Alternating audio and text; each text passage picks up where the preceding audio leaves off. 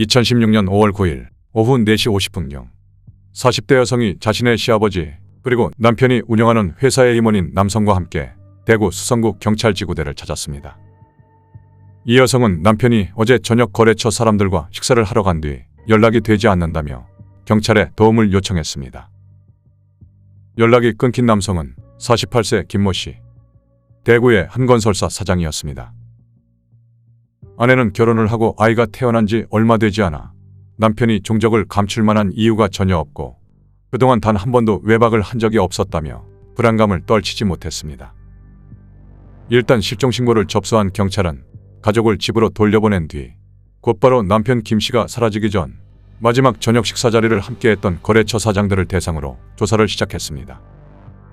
그리고 가족과 함께 실종신고를 하러 온 김 씨의 건설회사 전무 44세 조모 씨로부터 실종 당일 행적에 대해 진술을 들었습니다. 사장 김 씨는 사건 전날인 5월 8일 전무 조 씨와 함께 거래처 사장들과 골프를 치기 위해 조 씨가 운전하는 승용차를 타고 경산의 한 골프장으로 향했습니다. 그 후 네 사람은 오후 2시부터 저녁까지 골프를 즐겼고 오후 7시 30분경 저녁을 먹기 위해 골프장 인근 식당으로 이동했습니다. 사장 김 씨가 그날따라 피곤했던 탓인지 1시간 만에 술에 취해 몸을 가누지 못하게 되자 빠르게 식사 자리를 정리했는데 거래처 사장들은 평소 주량이 센 김 사장이 폭탄주 2잔에 만취한 게 이상했다는 이야기를 전했습니다. 이어서 전무 조 씨가 대리운전을 이용해 김 사장을 데려다 주겠다고 하길래 각자 자신의 차로 귀가했다고 말했습니다. 경찰은 대리운전을 이용해 함께 차를 타고 간 전무 조 씨가 마지막까지 사장 김 씨와 함께 있었던 사실이 확인되면서 다시 조 씨에게 연락해 보다 구체적인 내용을 묻기 시작했습니다. 조 씨는 식당에서 나와 술에 취한 김 씨를 차에 태우고 대리운전을 이용해 김 씨의 집으로 향하던 중 술에 섞인 김 씨가 한 잔 더 하고 가자며 이 차를 제안했고 오늘 컨디션이 안 좋아 보이니 그냥 집에 데려다 주겠다고 하자 김 씨가 혼자라도 가겠다며 불같이 화를 낸 뒤 버스 정류장에서 내리길래 혼자 집으로 향했다고 진술했습니다. 전무 조 씨의 진술을 토대로 경찰은 사장 김 씨가 차에서 내렸다는 버스 정류장 주변 CCTV와 블랙박스 등을 확인하기 시작했습니다. 버스 정류장 주변 CCTV는 총 3대가 있었는데 한 대는 모조품, 또 다른 한 대는 너무 흐릿해 판독 불가 상태였고 나머지 한 대에서는 사장 김 씨의 모습이 보이지 않았습니다. 실종신고가 접수된 뒤 닷새가 지나도록 김 씨의 행방은 여전히 오리무중인 상태. 경찰은 다급한 마음이 들기 시작했습니다. 이때부터 강력수사팀이 사라진 김 씨를 찾기 위해 본격적인 수사에 돌입합니다. 사장 김 씨가 차에서 내렸다는 버스 정류장을 지나는 모든 버스의 CCTV와 블랙박스를 추가로 확인하기 시작했습니다.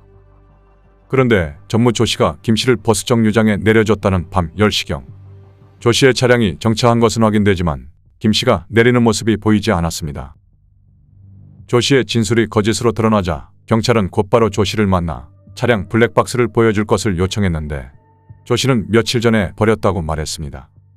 경찰이 의심의 눈초리를 보내자 조 씨는 내연녀가 있는 사실을 아내에게 들켰는데 그 뒤로 아내가 계속해서 블랙박스를 확인하려고 하길래 집을 빼서 버렸다고 둘러댔습니다.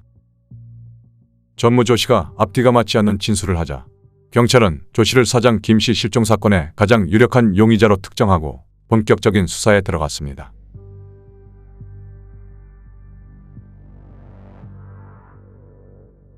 경찰은 사장 김 씨가 마지막으로 저녁 식사를 했던 식당에서부터 다시 조사를 시작했는데 주차장 CCTV를 확인한 결과 거래처 사장 2명은 각자 개인 차량을 이용했고 김 씨는 전무 조 씨의 승용차를 타고 도착하는 모습이 확인됐습니다. 그러던 그때 조 씨가 먼저 차에서 내려 뒤 트렁크 문을 열고 숙취해소 음료 한 병을 꺼내 뚜껑을 여는 모습이 포착됐습니다. 그리고 또 한 병은 뚜껑을 따지 않은 채 손에 쥐고 다시 차에 올라탔고 잠시 후 두 사람은 차에서 내려 식당으로 들어갔습니다. 그러고는 1시간 정도 식사 시간이 지난 뒤 멀쩡하게 걸어 들어갔던 김 씨가 부축을 받으며 다시 주차장으로 나오는 장면이 포착됐습니다. 여기서 이상한 점은 단순히 술에 취한 모습이 아닌 의식이 없어 보일 정도로 김 씨의 몸이 축 늘어진 상태였다는 겁니다. 경찰은 식당에 들어가기 전 뚜껑을 따서 건넨 숙취음료제에 수면제나 마취제 등을 탄 것이 아닐까라는 추측을 했고 그것이 사실이라면 전무 조 씨가 김 씨를 살해하기 위해 치밀한 계획을 꾸민 것이라 판단할 수 있었습니다. 이에 따라 경찰은 조 씨가 김 씨를 감금하고 있거나 최악의 경우 살해 후 유기했을 가능성을 열어두고 수사를 이어나갔습니다. 하지만 사라진 김 씨의 추가 행적이 나타나지 않은 데다 확실한 물증이 없어 조 씨가 끝까지 범행을 부인할 경우 수사가 벽에 부딪힐 수밖에 없는 상황. 실제로 조 씨는 이 사건을 취재하던 기자와의 전화통화에서도 이런 낌새를 보였습니다. 얘기를 안 하고 싶습니까? 아니요, 직접 찾아오세요. 사료쇼 얘기 좀 듣고. 이에 경찰은 전무 조 씨의 휴대폰을 확인하기 위해 꾀를 냅니다.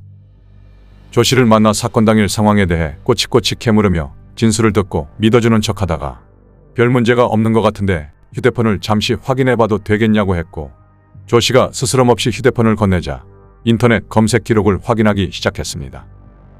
그때 조 씨의 검색 기록에서 실종 닷새 뒤인 5월 13일 땅속 사체 부패 시기를 검색한 내역이 확인됐고, 익명으로 질문을 할 수 있는 곳에 CCTV 보존기간이 얼마나 되는지에 대한 질문을 올려둔 사실도 드러났습니다. 경찰은 곧바로 조 씨에 대해 살인 및 사체 유기 혐의로 구속영장을 신청하고 압수수색 영장을 발부받아 조 씨 집에 있는 컴퓨터와 외장하드를 압수해 분석에 들어갔습니다.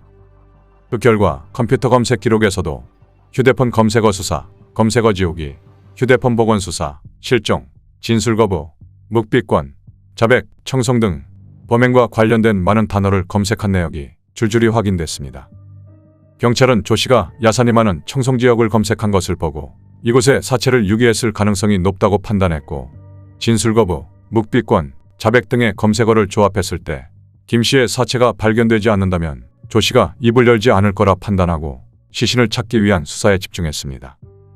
경찰은 조 씨의 동선을 파악하기 위해 사장 김 씨가 사라진 날로 거슬러 올라가며 역추적을 하던 중 김 씨가 사라진 다음 날인 5월 9일 새벽 4시 34분경 조 씨가 대구의 자택에서 나와 승용차를 몰고 영천을 들려 청송으로 향하는 동선이 파악됐습니다.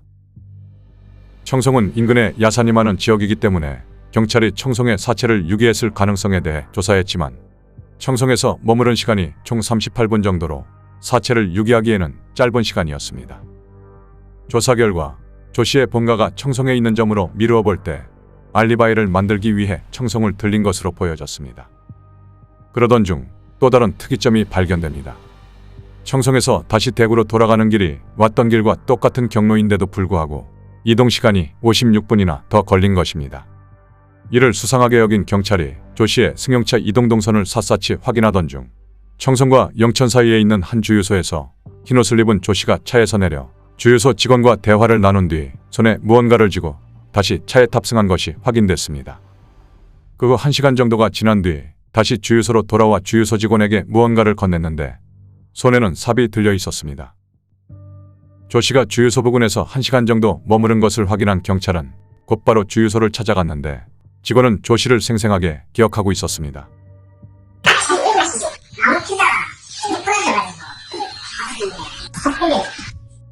조 씨가 삽을 이용해 사체를 유기했다면 돌려준 삽에서 사라진 김 씨의 DNA가 검출될 거라 생각한 경찰은 국과수에 당시 조 씨가 빌렸던 삽에 대한 긴급 분석을 의뢰했습니다. 이와 함께 수색조 1200명을 투입해 주변 야산 곳곳을 수색하기 시작했습니다. 그러던 사이 법원으로부터 조 씨에 대한 체포영장이 발부되면서 경찰은 조 씨가 다니는 대학원으로 찾아가 마침 강의를 듣고 나오던 조 씨를 긴급 체포했습니다. 경찰에 붙잡힌 조 씨는 예상한 대로 나는 안 죽였다며 범행 일체를 부인했습니다. 경찰서 조사실에서 담당 형사와 마주 앉은 조 씨는 끝까지 가보자 증거를 찾아오면 입을 열겠다라며 버티기에 들어갔습니다. 본인의 진술이 없으면 사라진 김 씨의 시신을 찾지 못할 것이고, 그렇다면 직접적인 물증은 없고 정황 증거뿐이니 자신은 곧 풀려날 수 있을 거라 자만했던 것입니다.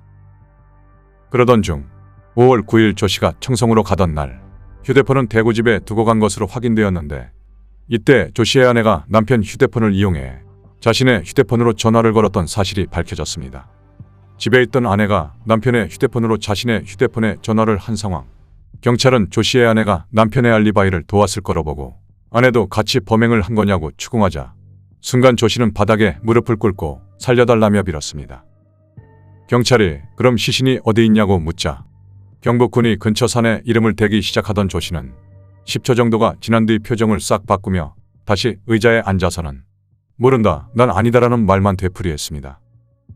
아내가 공범으로 몰릴까봐 순간 태도를 바꿨지만 결국 시신을 찾지 못하면 무죄를 받을 수 있다는 생각에 파렴치한 기회주의자의 모습을 보인 것입니다.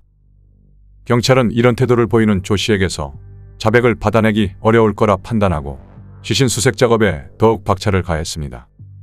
그러던 중 조 씨가 몸이 안 좋아서 병원에 가고 싶다고 말해 경찰과 함께 병원 대기실에서 기다리던 중 TV를 보던 조 씨가 갑자기 털썩 주저앉고 말았습니다.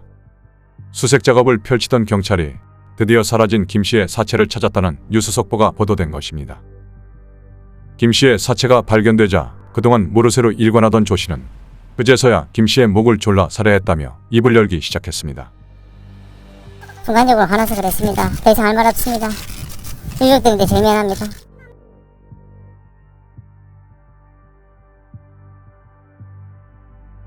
조 씨는 2011년경부터 숨진 김 씨가 사장으로 있던 대구 수성구의 한 건설 회사에서 부장을 거쳐 전무이사로 근무해왔습니다.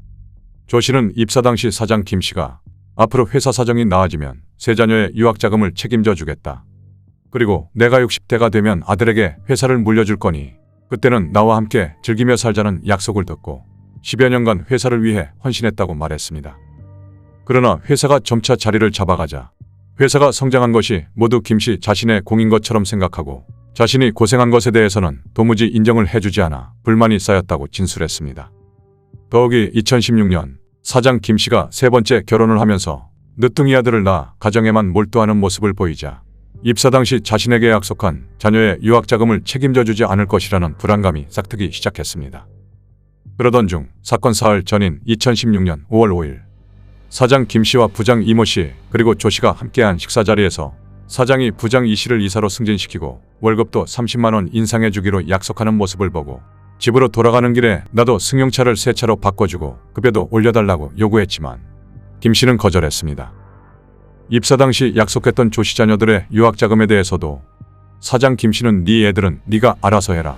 나도 애가 있지 않느냐며 다른 말을 하자 조 씨는 깊은 배신감을 느꼈습니다.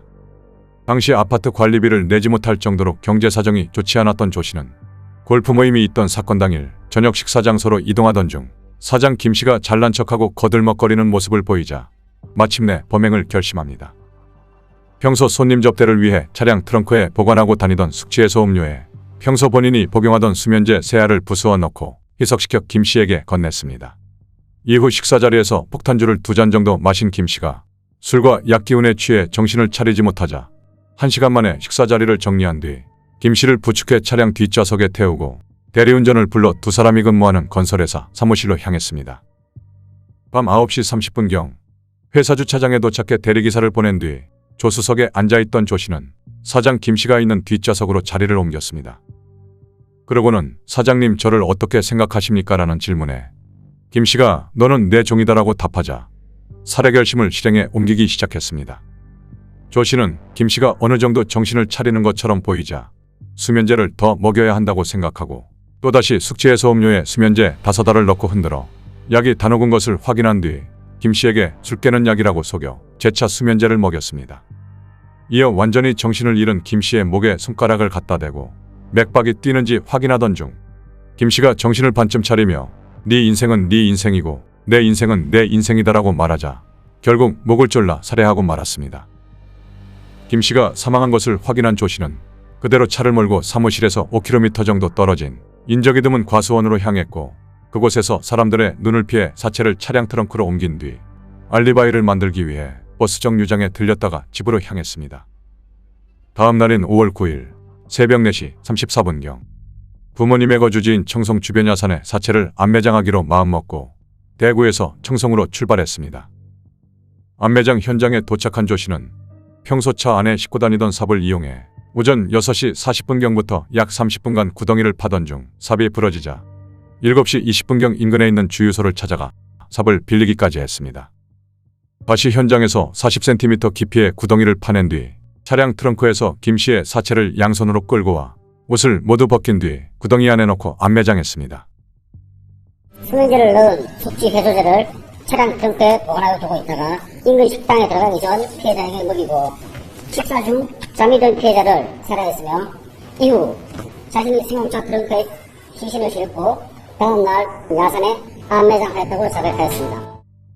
조 씨는 김 씨의 사체가 쉽게 발견되지 않도록 그 위에 나무를 심어두었는데 삽을 빌리러 간 주유소 직원에게 나무를 심기 위해 삽을 빌린다고 말한 점에 주목해 경찰이 작은 묘목 위주로 수색하던 중 한 의경이 묘목 하나를 흔들자 쑥 뽑혀 나오면서 아래에 있던 김 씨의 사체를 찾을 수 있었습니다. 김 씨가 실종된 지 12일 만의 일이었습니다.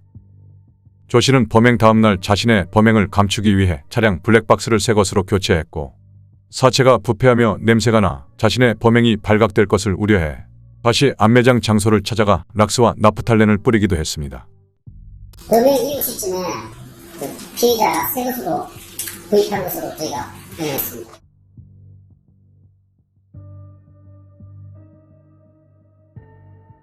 조 씨는 경찰 조사에서 입사 당시 사장의 말을 철석같이 믿고 회사를 위해 온몸을 바쳐 헌신했지만 처우가 개선되기는커녕 사장이 내 인생을 다 갉아먹었기 때문에 순간적으로 화가 나서 그랬다며 우발적인 사례를 주장했습니다.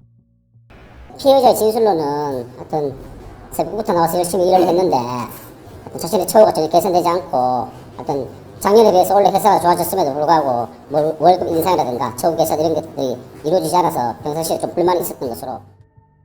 그러나 범행 과정이 계획적으로 진행된 것으로 보인 데다 유가족들의 주장도 이와 달랐습니다. 유가족들은 주식 투자에 실패한 조 씨에게 2억 원을 줬고 조 씨가 회사 돈을 몰래 횡령하다 걸린 적도 있다면서 사장 김 씨가 조 씨에게 부당한 대우를 한 것이 아니라는 주장을 했습니다. 평소 사장 김 씨와 의형제처럼 가깝게 지냈던 조 씨가 살해한 매장 사건의 범인으로 드러나자 가족들은 한동안 큰 충격에서 헤어나오지 못했습니다.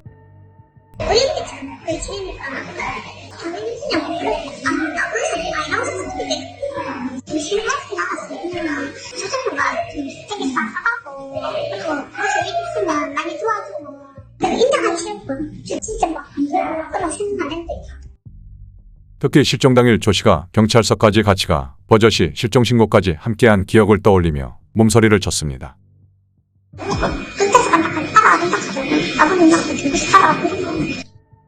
2016년 11월 4일 대구지방법원은 피고인은 범행 당일 2차례에 걸쳐 피해자에게 수면제가 든 음료수를 마시게 해 피해자가 저항할 수 없도록 하였고 피해자의 사체를 땅에 묻을 때는 옷을 모두 벗겨 신원이 밝혀지기 어렵게 하는 등 범행 동기와 경위, 방법 및 범행 후의 정황 등을 고려해 볼 때 피고인의 죄책은 매우 무겁고 비난 가능성 또한 아주 크다며 징역 25년을 선고했습니다. 이에 대해 조 씨는 형이 너무 무겁다며 검찰은 형이 너무 가볍다며 항소했지만 2심 재판부인 대구고등법원은 모두 기각하고 25년형을 유지했습니다. 재판부는 범행 경위와 방법 등으로 볼 때 죄가 중하다며 특히 유족들에게 평생 씻을 수 없는 상처를 남겼고 용서를 받지도 못한 점 등을 고려했다고 양형 이유를 밝혔습니다.